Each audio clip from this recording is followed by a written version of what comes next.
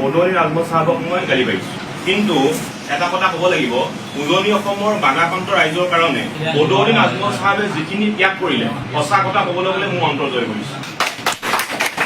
আজমল চাহাবক মই সুস্বাস্থ্য কামনা কৰিছো আৰু নেদেখা দিনক মই আশীৰ্বাদ বিচাৰিছো। অনাগত দিনত আজমল চাহাবক ঠিক এই ধৰণে ৰাইজৰ কাম কৰিবলৈ এটা শক্তি দিয়ক। ইয়াৰ আগতে মই আৰু এটা কথা ক'ব বিচাৰিছো, আমিও যদিও বান বিভীষিকাৰ মাজত আছো, তাৰ পিছতো কিছুমান কথাত আমাৰ মনত আনন্দ লাগিছে। কাৰণ শিৱসাগৰখন এতিয়া সম্প্ৰীতিৰ মিলন ভূমিত পৰিণত হৈছে।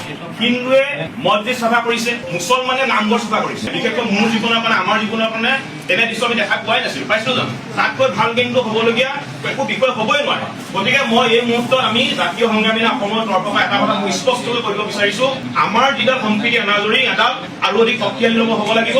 আৰু অনাগত দিনত কোনোবা অপশক্তিয়ে যদি আমাৰ সম্প্ৰীতি এনাজৰীডাল যদি ভাঙিবলৈ চিন্তা কৰিবলৈ হয় বা যদি সম্প্ৰীতি এনাজৰীডাল যদি ভাঙিবলৈ চেষ্টা কৰে, জাতীয় সংগ্ৰামী অসমে আমি সৰ্বোচ্চ প্ৰকাৰে যিমান শক্তি প্ৰয়োগ কৰিব লাগে সৰ্বোচ্চ প্ৰকাৰে সেই শক্তি প্ৰয়োগ কৰি আমি এই অপশক্তি